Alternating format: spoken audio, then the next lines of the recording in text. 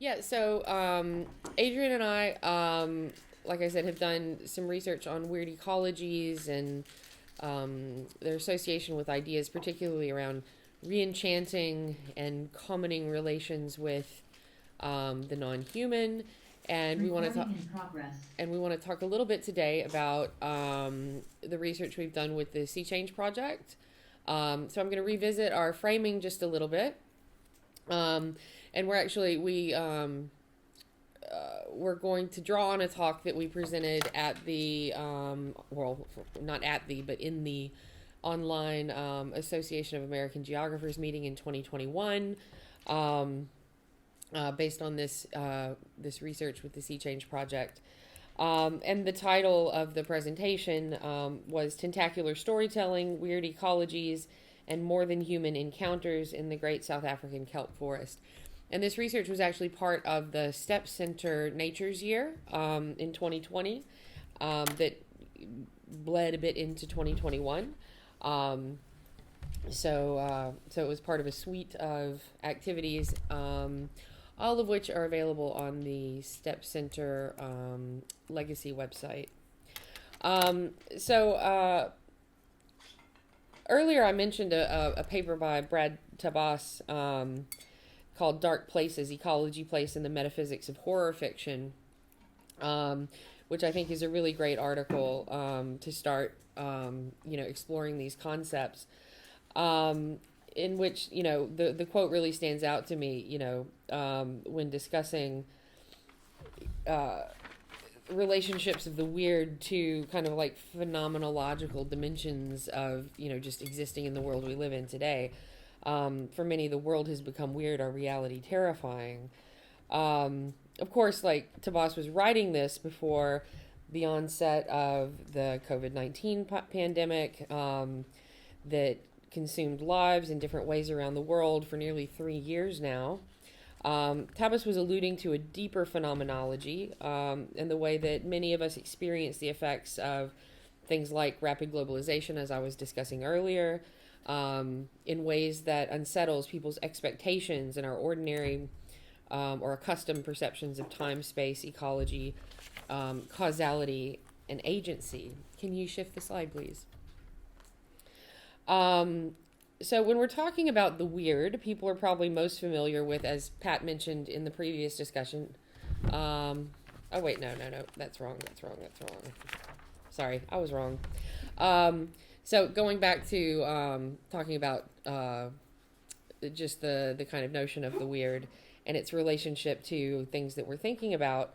When we're talking about this sense of disorientation that Tabas was referring to, we think that this kind of shared sense, or this Anthropocene phenomenology, the shared sense of disorientation, in part explains what many people have noted is the cultural renaissance of the weird in recent years, with its elements and imagery featuring not only in classic domains of like pulp literature, in film and in visual art, but also as an analytic in cultural theory, philosophy, eco-criticism, and the social sciences. And if you're familiar with Mark Fisher's writing, the notion of the weird, and particularly, in the book The Weird and the Eerie, which is a fabulous, I guess, pamphlet. It's a very short book.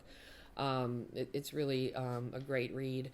If you've seen Donna Haraway's storytelling in the documentary Storytelling for Earthly Survival, that's weird through and through, and she is clearly a weird creature, and self-identifies as such.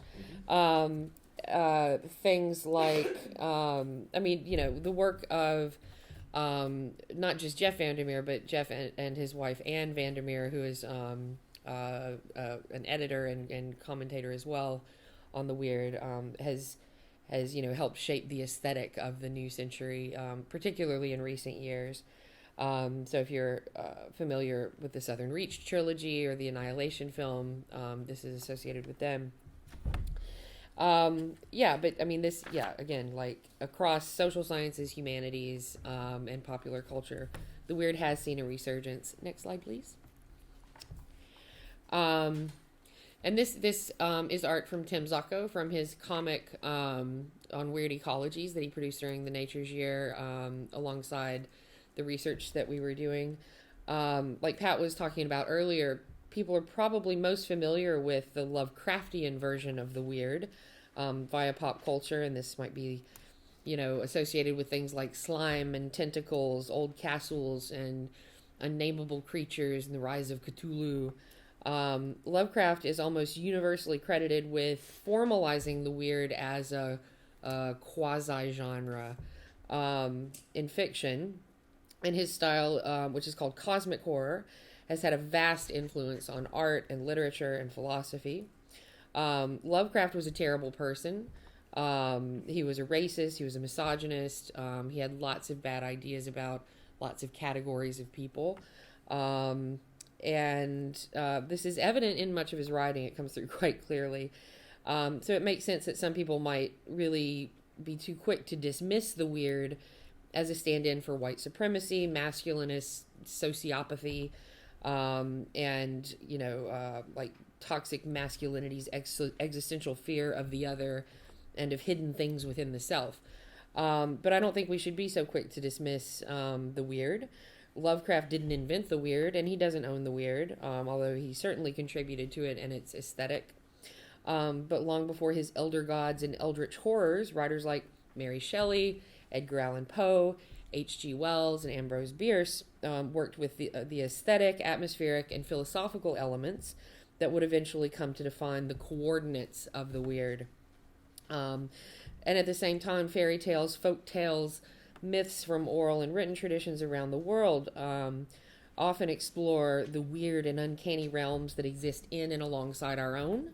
So caves, forests, waters, and misty twilights, these are all borderlands and everyday portals to the weird.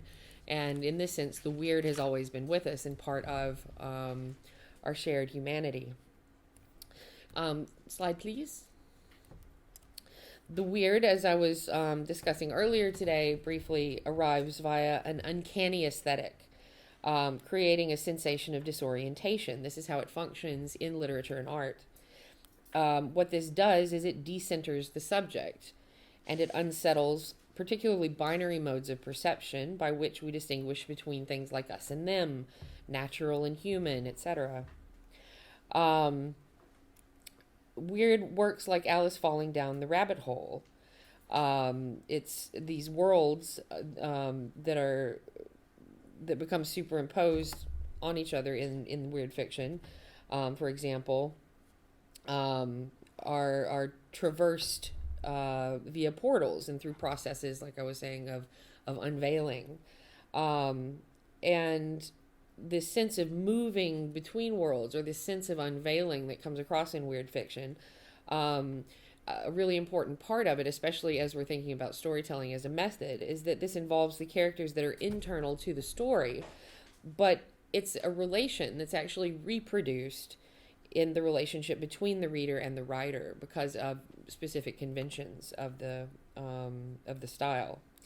As with Donna Haraway's conception of tentacular thinking, the weird is storytelling that seeks to abolish rational thinking and make, quote, human exceptionalism and bounded individualism, those old saws of Western philosophy and political economics, become unthinkable. It opens space for both deep critique and an expanded sense of what sorts of entanglements the material cosmos might actually contain beyond our view. Thus, the weird can be a source of fear, terror, and avoidance, or of giving over and finding re-enchantment. Next slide. So, before I hand it over to Adrian, I just want to say, what we mean when we're talking about weird ecologies. So in this work, we've been using weird ecology in two parallel ways. So first, we use weird ecology as a term to describe an analytic approach that brings together elements of the weird with ideas from radical ecological traditions, including, and particularly including social ecology and political ecology. And second, we use it to describe geographies of encounter. These are experienced through noticings and unveilings that are outside of ordinary perception and expectation and can be quite everyday. So in this work, we see weird ecologies and weird encounters as borderlands and gateways between a cosmos that is pacified and disenchanted through an increasingly rationalizing quest for efficiency and control. And this is exemplified in things like techno-bureaucratic developmentalism on one side, and on the other side, a cosmos where re-enchantment is possible. So this is, like the ontological dimension of this stuff is coming up a lot this week. Where and in this, in this cosmos where re-enchantment is possible, is also one in which the human can be decentered, so taken out of the center of the story, but not erased at the same time, like would be a tendency in some ecology traditions like deep ecology. So we ask, can encounters in storytelling that embrace ecological alterity and meaningful intimacies with the weird in nature nourish new kinships, new ways of commenting relationships with others, and can this be a pathway to re-enchantment? Adrian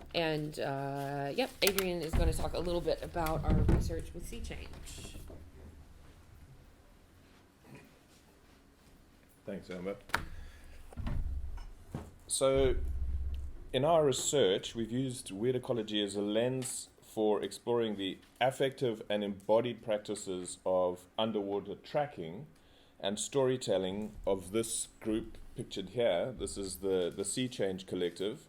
So they've spent thousands of hours skin diving and breath holding in the frigid waters of as they call it, the Great African Kelp Forest. So this picture here is within the Table Mountain Marine Protected Area, and it's within False Bay.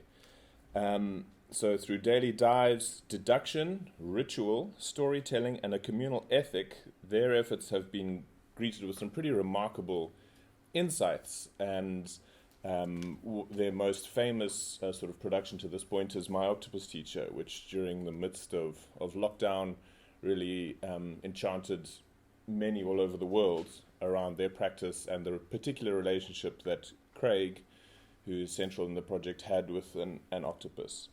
So Pippa, who's the director of the film, is a good friend of mine, and I've been diving with them.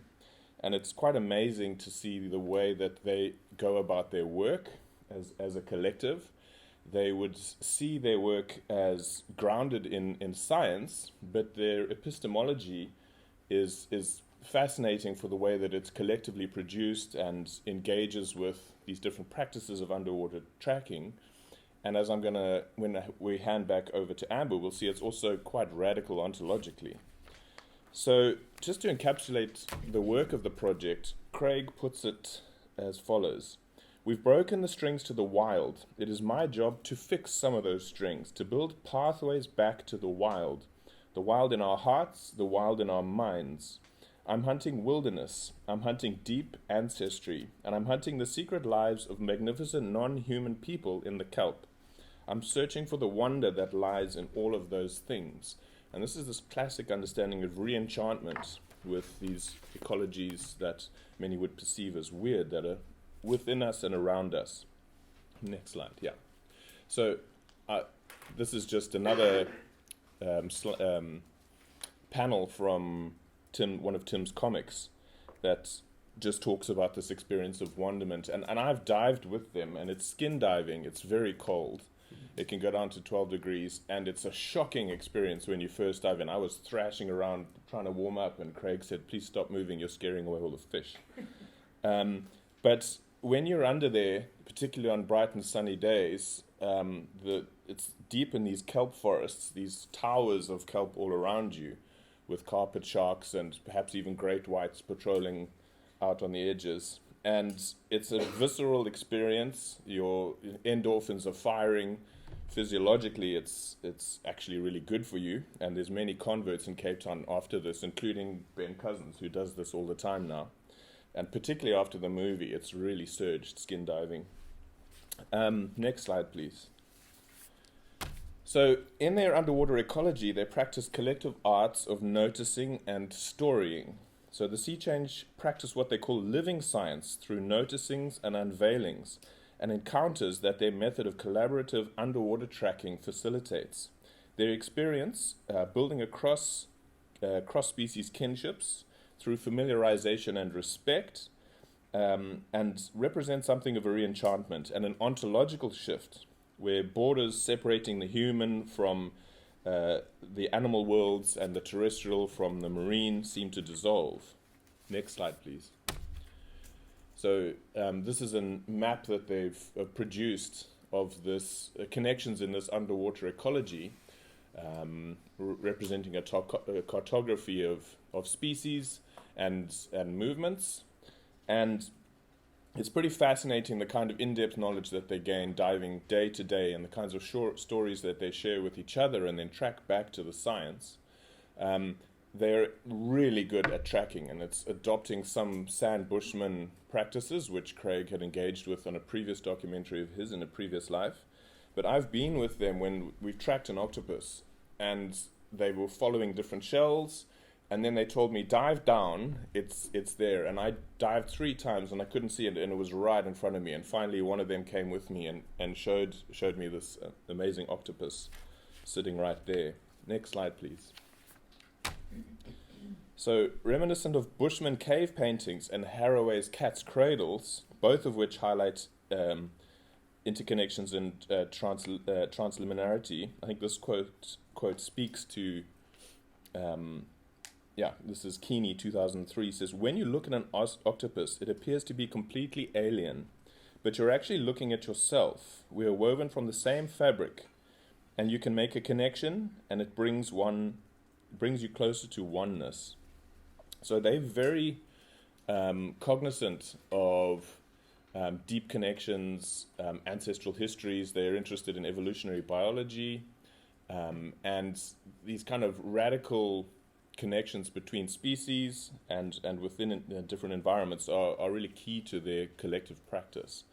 And this idea of ropes to God, I think, is quite an interesting one. These connections and these relationships, these radical relationships between beings which create worlds, are essentially roping us to emergence, to this their understanding of God. And then I think just last slide before I hand over back to Amber. So within this context, I mean, we're interested in its weird aspects, but we're also interested in their conservation storytelling in mediums such as film and through outputs such as My Octopus Teacher. So Swati, who's Craig Foster's partner, says, we are having deeply wonderful experiences in the wild, but this was proving difficult to convey to viewers who didn't have a similar frame of reference. Pippa, when she initially took on this directorial project, she just had this wonderful documentary imagery, but it was failing to speak to people. So she had to think, how can I put this together in a way that tells story? We realized that the best way to get the power of these experiences was to tell it in the most emotive and authentic way we could. And when they were putting together the final touches, they were really pushed to try and create an impact campaign and try and, say, how do you change things? Who's the bad guys? How do we fight this? How can you package this to have quantitative impact? And their response to that was really to push away from that and say it is really about the emotional connection. And within these kinds of worlds, if you want to exceed beyond yourself and engage in kinds of becoming that supersedes, as they were sort of Western subjectivities, then find your own teacher in the worlds around you. So they pushed away from that kind of storytelling, and that's partly something we want to reflect on. I'll hand back to Amber. So a lot of us are probably familiar with the 2020 Oscar-winning Netflix documentary "My Octopus Teacher," which is the most well-known example of the group's approach to storytelling. And they use really captivating imagery in general to tell stories in which multi-species players, in the words of Haraway, are enmeshed in partial and flawed translations across difference, life, and death.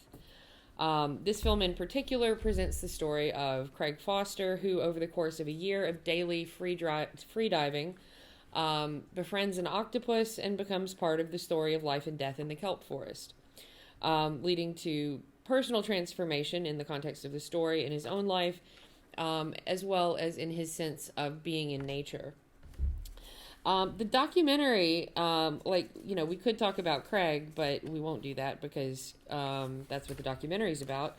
It's been the documentary's become a very interesting kind of cultural object for us, through which to explore the impacts of this sort of tentacular storytelling and encounters with weird ecologies in the broader public. And the pandemic has given a good opportunity for this, not only because the documentary was available for free on Netflix and very widely watched, but also because people then took to social media to give their own reviews and takes on it. Next slide. So in general, responses to the film's release were really, really positive, but quite differentiated. Some people responded with very strong emotions, like personal love or other sorts of connections to the octopus in the story as an individual, or to the story of weird friendship more generally.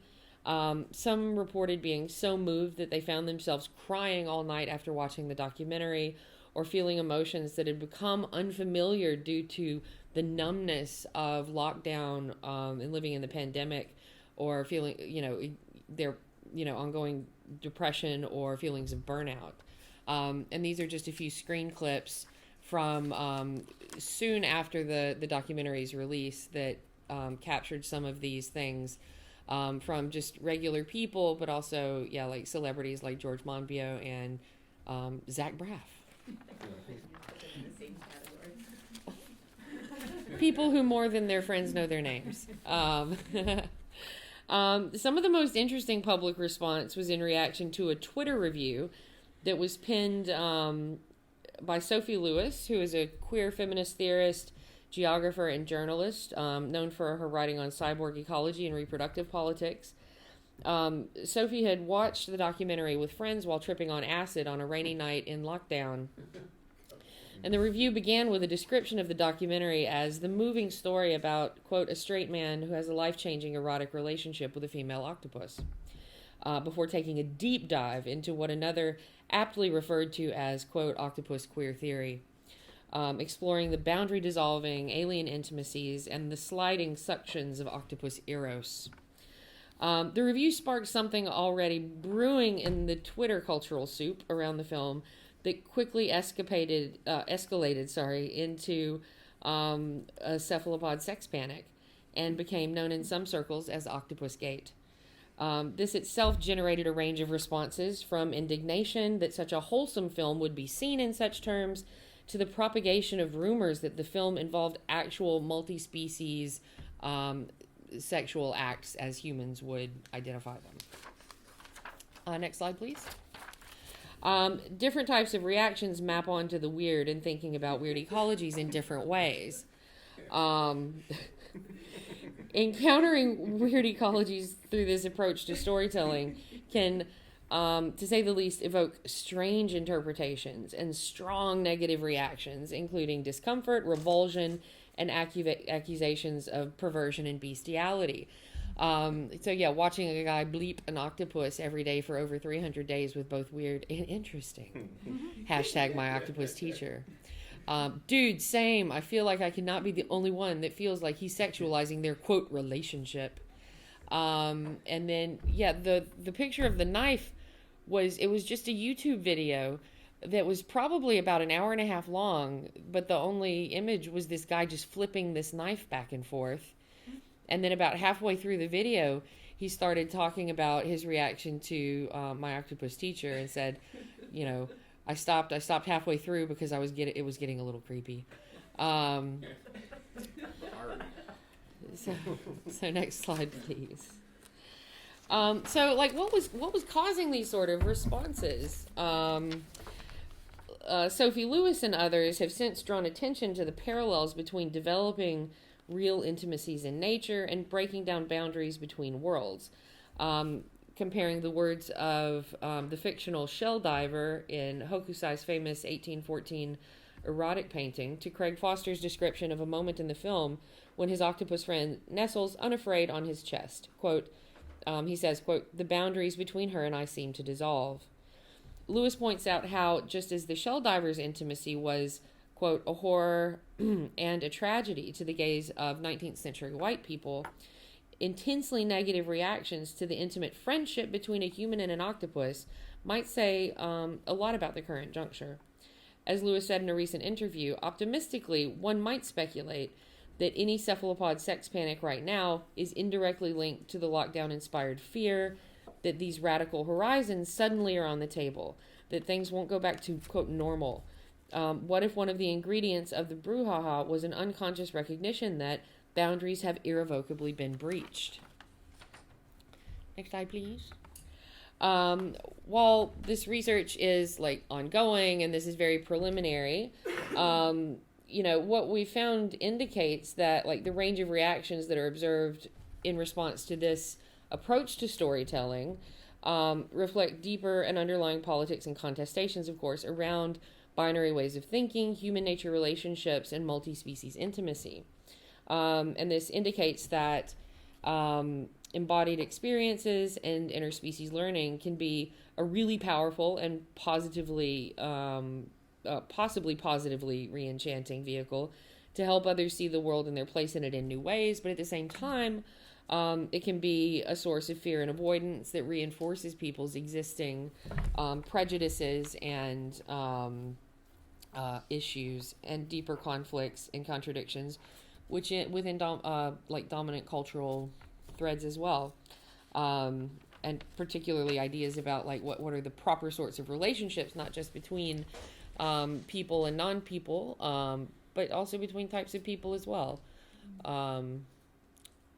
So we just wanted to introduce some examples of this that pertain directly to storytelling, and to ask if folks in this space have anything to ask or share.